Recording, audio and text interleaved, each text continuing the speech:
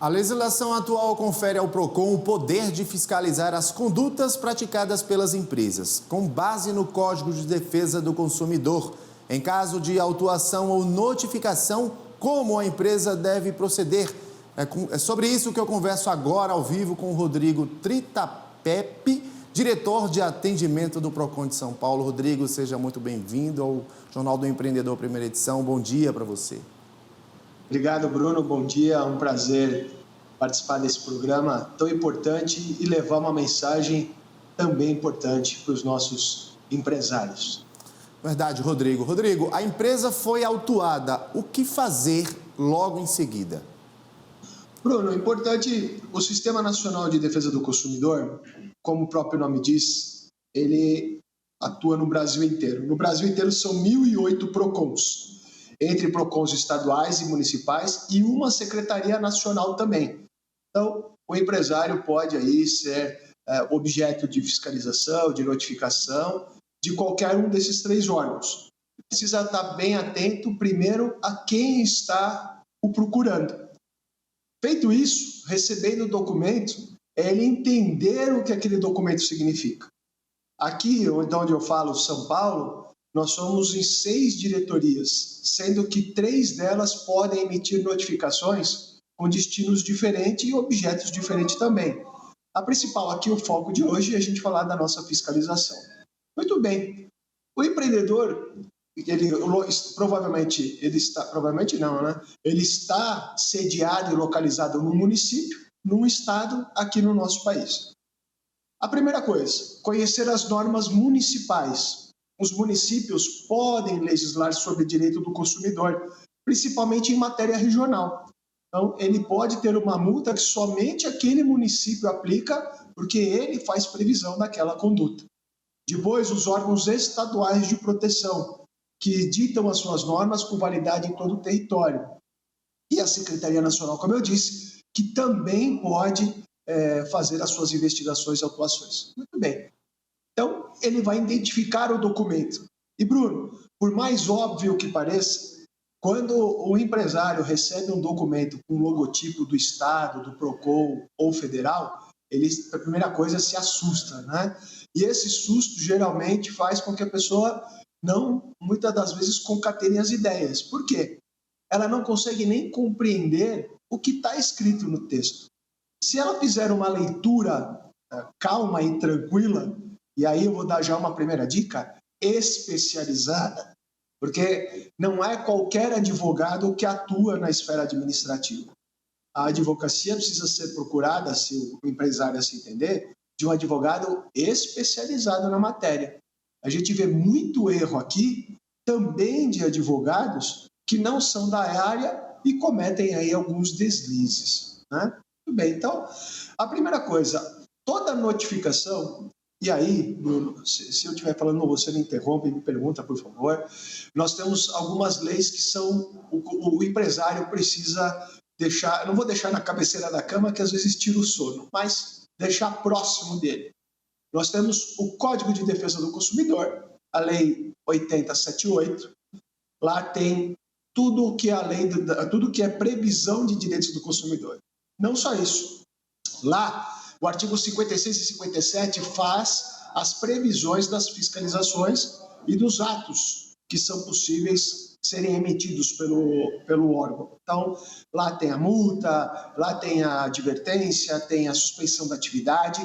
Esse é o primeiro ponto. Código de Defesa do Consumidor, 56 e 57. Depois, há um decreto federal, o 2181, que regulamenta o ato fiscalizatório. Nada melhor do que o empresário, além dele conhecer o seu negócio, é conhecer a legislação correlata ao seu negócio. O que eu quero dizer com isso? O CDC e o decreto é onde ele vai enxergar a defesa do consumidor e as suas obrigações enquanto fornecedor. Quando ele recebe, de novo voltando, né, o documento do órgão, seja ele qual for o documento, é obrigatório que exista lá quem enviou ele e qual a base legal para a emissão daquele documento. Então, o órgão vai dizer, esse documento é uma notificação com base na lei tal, no artigo tal, E também, Bruno, mais importante do que tudo aí, talvez, é o empreendedor conhecer as portarias. Olha quanta legislação para o nosso empresário, hein? Então tem Código de Defesa do Consumidor, nós temos um decreto que regulamenta os atos fiscalizatórios, e aí ele precisa ter proximidade dos órgãos para conhecer das regras locais. São as portarias. Aqui em São Paulo, nós temos uma portaria que é quase que um código aqui que nós criamos para regulamentar o processo fiscalizatório. Para que tudo isso, Bruno? Para atrapalhar? Não. É para dar segurança jurídica para o empresário, de que ele está sendo notificado de forma correta, de forma legal, com previsão legal, até porque a previsão legal do ato que foi emitido ao empresário, lá contém também as instruções para a sua resposta, que é o que acontece muitas vezes a dificuldade do empresário. Ele recebe o documento e agora ele não sabe o que fazer, como responder e do que literalmente vai se tratar. Para entender do que se trata, ele vai pesquisar a lei, o decreto e a portaria. Um advogado especializado vai conseguir interpretar isso para ele. No segundo ponto, ele é observar os prazos. Para cada ato há um prazo. Isso pode ser regulamentado por portaria, então ele precisa ficar muito atento aos órgãos locais. Então, conhece a lei, tem um especialista, entendeu do prazo, apresenta a sua resposta. Aqui em São Paulo, Bruno, nós temos uma experiência, quando a gente fala do advogado especializado, um dos atos mais importantes na defesa é a impugnação do valor da multa. O PROCON, ele faz uma pesquisa e ele faz uma estimativa do valor do faturamento da empresa. É da estimativa do valor que ele vai aplicar a multa, conforme a portaria e a lei, vai aplicar as gradações para baixo ou para cima. Então, se o faturamento que o PROCON indicou não é a verdade, no sentido de real, o primeiro ato do advogado é impugnar esse valor, apresentando o correto. Isso, muitas das vezes, Bruno, já praticamente reduz em valores substanciais as multas. Porque, por que a gente fala do advogado especializado? O advogado que não é advogado, que inclui todas elas também, claro, muitas das vezes ele oferta uma defesa e ele esquece ou ele não conhece o procedimento e ele não faz uma impugnação, ele não faz uma defesa consistente. Um dado interessante, Rodrigo, perfeito. 95% das multas que o PROCON aplica, o judiciário mantém. Porque o empresário, ele recebe seja qual for o documento do órgão, ele tem um momento de defesa, dentro do órgão ele vai ter julgamento em 2 instâncias, ele não satisfeito pode recorrer ao judiciário.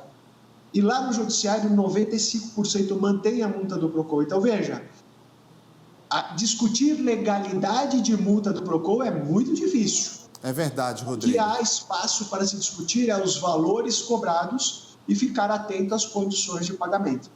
E aí, se você me permite, uma coisa muito importante, Bruno.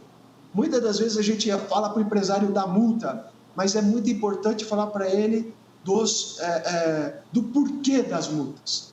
E o porquê das multas, Bruno, é conhecer a legislação, entender a legislação. Né? É verdade. O empresário tem um dos princípios fundamentais do direito do consumidor, que é a boa-fé.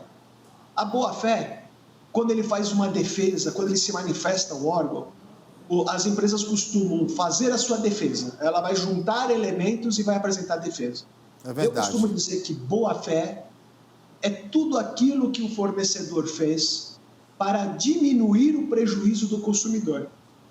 Isso, Bruno, que a empresa precisa apresentar como uma defesa. Ou seja, tudo né, que Rodrigo? ela fez para diminuir aquele prejuízo. É verdade. Se o consumidor não recebeu um produto ou um serviço contratado, o que esse fornecedor fez? Ele telefonou, ele ligou, ele tentou comprar no concorrente, ele tentou reagendar. Ele precisa mostrar tudo que ele fez para diminuir aquele prejuízo, aquele desconforto do consumidor. Rodrigo, ou seja, de fato as empresas elas precisam aí buscar uma assessoria jurídica, né? Rodrigo, eu quero agradecer aqui a sua participação ao vivo com a gente no Jornal do Empreendedor, primeira edição. Obrigado, Bruno. Até a próxima.